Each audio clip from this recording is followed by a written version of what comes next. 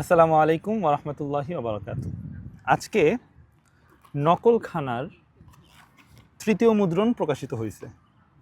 So নকলখানা কি এইটা বোঝার জন্য আমি ফার্স্টে ছোট করে আপনাদেরকে অনুবাদের যে একটা মুভমেন্ট চালু হয়েছিল মুসলিমদের মধ্যে এবং এটা কত ইম্প্যাক্টফুল ছিল সে সম্পর্কে বলবো। দেখেন, আব্বাসি খিলাফতের টাইমে হুনাইন ইবনে ইসহাক, সাবেদ বিন কুররা, পরে বানু মুসা ভাই ব্রাদার যারা ছিল তারা একটা ট্রানজিশনাল মুভমেন্ট চালু করছে। তারা কি করছিল ওই টাইমে?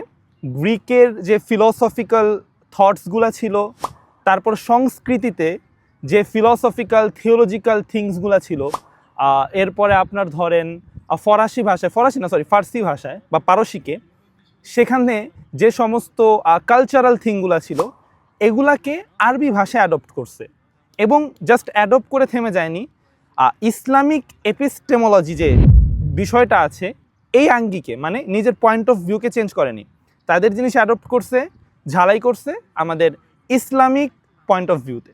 সো এর কারণে যেটা হয়েছে, নতুন নতুন এপিস্টেমোলজিক্যাল দিগন্ত খুলে গেছে, যার ফলে আমরা দেখতে পাই যখন রেনেসা হয়েছে ইউরোপের, এইটার পিছনে অনেক বড় একটা ইম্প্যাক্ট ছিল মুসলিম স্কলার, মুসলিম বিজ্ঞানী, মুসলিম শায়েখ তাদের।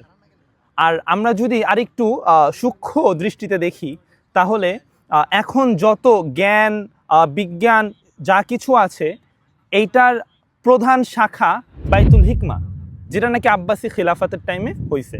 সো এই যে অনুবাদের থিংটা, এটা খুবই গুরুত্বপূর্ণ একটা জিনিস। অর্থাৎ আরেকটা ভাষায় বা আরেকটা সংস্কৃতিতে অথবা আরেকটা কালচারে বা আরেকটা সমাজে কি ঘটছে সেগুলো নিজের ভাষায় প্রকাশ করা এবং এত দূর দিগন্তের সব কিছু সেটাকে একটা সেতুর মাধ্যমে অর্থাৎ ভাষার সেতুতে মিলায় দেওয়া, এটা বড় একটা জিনিস। নকলখানার কাজটা হচ্ছিল এখানে। নকলখানা যেটা করছে, আমাদের বৌদ্ধিক যে দিকগুলো আছে, ইন্টেলেকচুয়াল যে দিকগুলো আছে, আমি এইটাকে শুধু একটা লিটল ম্যাক বলবো না, কারণ এইটা একটা ইন্টেলেকচুয়াল প্ল্যাটফর্ম। এখানে আপনার মুসলিম যত স্কলার আছে, ভাষার ব্যারিয়ারের কারণে আমরা যারা মনে করেন যে তাদেরকে পড়তে পারি না, তাদের চিন্তার সাথে পরিচিত না, আমরা বাংলা ভাষায় তাদেরকে নকলখানার মাধ্যমে পাঠ করতে পারছি।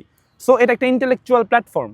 এবং আরেকটা বড় জিনিস যেটা, সেটা হলো আমরা একটা কলোনির মধ্যে আছি, আমাদের ব্রেনটা একটা কলোনির মধ্যে আছে, এটাকে ডিকলোনাইজড করতে হবে, মানে ইন্টেলেকচুয়ালি ডিকলোনাইজড করতে হবে।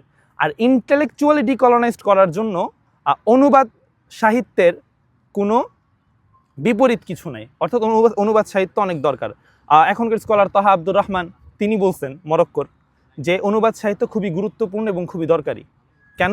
কারণ আমাদের একটা বৌদ্ধিক বা একটা ইন্টেলেকচুয়াল বোঝাপড়া তৈরি হবে, যে কারণে নকলখানা এখানে বলা যায় অনেকাংশেই সফল। তৃতীয় মুদ্রণ এবং একটা ব্যারিয়ার যে এটাকে দূরে করে দিয়েছে এবং এটা তরতর করে এগিয়ে যাচ্ছে। এই যে একটা চেষ্টা মানুষদের কাছে চিন্তার পরিসর কমিয়ে আনার যে একটা চেষ্টা, এটার জন্য তো আশা করাই যায় যে আল্লাহ তাআলা সওয়াব দিবেন এবং আমরা আমাদের এই চেষ্টার জন্য নিজেদের কাছে অন্তত লজ্জিত থাকবো না। কারণ যে হারে আমরা ডিকলোনাইজড, যে হারে আমরা আরেকজনের কাছে আমাদের মাথা বিক্রি করে রেখেছি, এটার থেকে বের হয়ে না আসার যে লজ্জা, এটার অনুভূতিও আমাদের মধ্যে নেই। এই অনুভূতিটা যদি বলি আমি যে পয়দা করছে, তো এখানে অনেক বড়ভাবে আর অনেক বিশালভাবে সফল হলো নকলখানা। যে কারণে আমি সবার কাছে অনুরোধ করব, নকলখানা এই পত্রিকাটি শুধুমাত্র একটি লিটল ম্যাগ হিসেবে নেবেন না, বরং একটি বিপ্লব হিসেবে নেবেন, ইন্টেলেকচুয়াল ডিকলোনাইজেশন এর একটা অনেক বড় মাধ্যম হিসেবে নেবেন এবং সকলে পড়বেন, রিভিউ দিবেন এবং চিন্তা করবেন এবং সব কিছু করবেন ক্রিটিক্যালি।